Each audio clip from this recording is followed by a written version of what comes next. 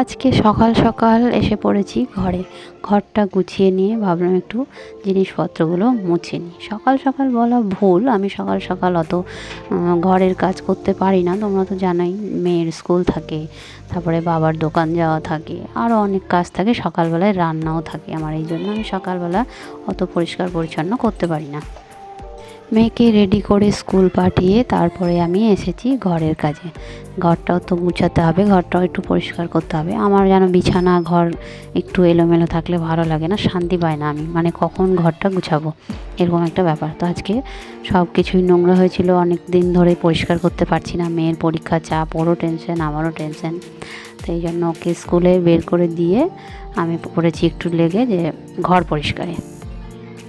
তো বন্ধুরা, তোমরা সবাই কেমন আছো? আশা করছি ভালো আছো, আমিও ভালোই আছি। তো ভিডিওটার সাথে থাকো, তোমাদের ভালো লাগবে। ভিডিওটা যদি ভালো লেগে থাকে একটা লাইক কমেন্ট করে দিও, আর নতুন বন্ধু যদি হয়ে থাকো সাবস্ক্রাইব করে পাশেই থেকো। আমার ঘরে কিন্তু বেশি ফার্নিচার নেই, ইচ্ছে তো আছে অনেক কিছুই নেওয়ার, কিন্তু দেখা যাক ভগবান কবে মুখ তুলে চায়।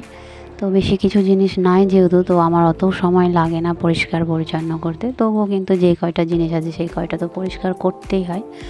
আর কাজের সংসারে বেশি কাজ থাকলে এত পরিষ্কারও করা যায় না ঘন ঘন। তো এই জন্য যখন যখন পারি আমার ওই অল্প বিস্তর জিনিসগুলোই আমি কিন্তু পরিষ্কার পরিপাটি করে রাখার চেষ্টা করি।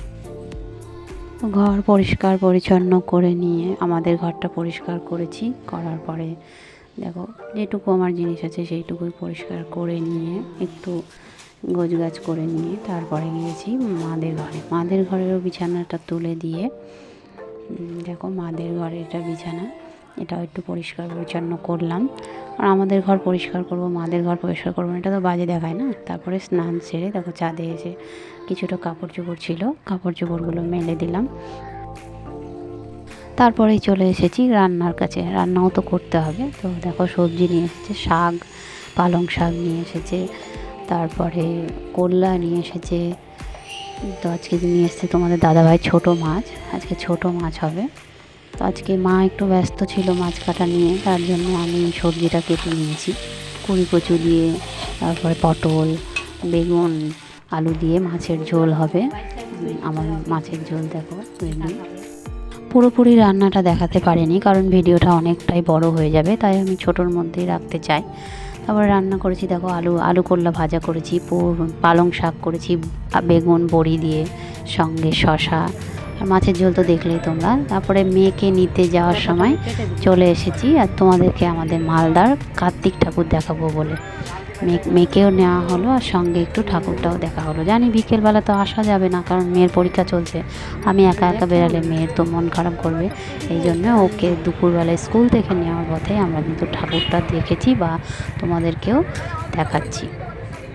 আমি ভাবলাম তোমাদেরকেও একটু আমার বাড়ির কাছে যেটা কার্তিক পুজো হয় সেটা দেখাই। তোমরা তো দেখলেই মেলা বসেছে, দুপুরবেলায় যদিও বা অত ভিড় ছিল না। তো দেখো আমরা মন্দিরে ঢুকছি, এটা হচ্ছে মন্দিরের প্রবেশ পথ। তো সামনেই দেখো অনেক লোকই ছিল, বাজনা বাজিয়ে পুজো হচ্ছে। 5 দিনই পুজো হয়, যেহেতু 5 দিন ঠাকুরটা থাকে। দেখো আমাদের এটা কার্তিক, বহু পুরাতন, কিন্তু আমরা প্রায় জন্মের পর থেকেই দেখছি যে এটা কার্তিক ঠাকুর আমাদের। তো মালদার সব থেকে বড় কার্তিক এটাই, আমার কিন্তু এটাই জানা আছে। তো দেখো পুরো বাড়িটা ঘুরিয়ে তোমাদের দেখালাম, কত বড় একটা বাড়ি আছে, মানে প্রচুর লোকজন হয়। সন্ধ্যাবেলা তো একদম ঠাসাঠাসি, যাওয়াই যায় না, এত ভিড়, ঠাকুরের ছবি নেওয়া যায় না। তো দেখো তার পুরোটা তোমাদেরকে ঘুরিয়ে দেখাচ্ছি। আমাদের মালদার ঠাকুর কেমন হয়েছে তোমরা কিন্তু অবশ্যই জানিও। অনেকেই হয়তো দেখেছে, অনেকেই দেখেনি, যারা দেখেনি তাদের জন্য আমি এটা তুলে ধরেছি, তারাও দেখবে একটু। এখানে দেখো শিব পার্বতী গণেশ আছে, চারিদিকটা ঘুরে ঘুরে তোমাদের দেখালাম। এটা হচ্ছে এই বাড়ির মালিক, মানে বহু পুরাতন, ইনাদের আমি দেখিনি। তো এখানে মূর্তি করে রাখা আছে, এটাই হচ্ছে মেন মানুষ, পুজোর উদ্যোক্তা আর কি। পুরো চারি সাইডটা সিনারি করেছে, দেখো সুন্দরভাবে সাজিয়েছে, দেখতে খুবই ভালো লাগছে। সামনে বছর এরকম ছিল না, এই বছর এটা নতুন করেছে। তো আমার তো খুবই ভালো লাগলো, তোমাদের কেমন লেগেছে জানিও। রাত্রির বেলা এলে কিন্তু আরও একটু ভালো লাগতো দেখতে। তো বললামই মেয়ের পরীক্ষা চলছে, রাত্রির বেলা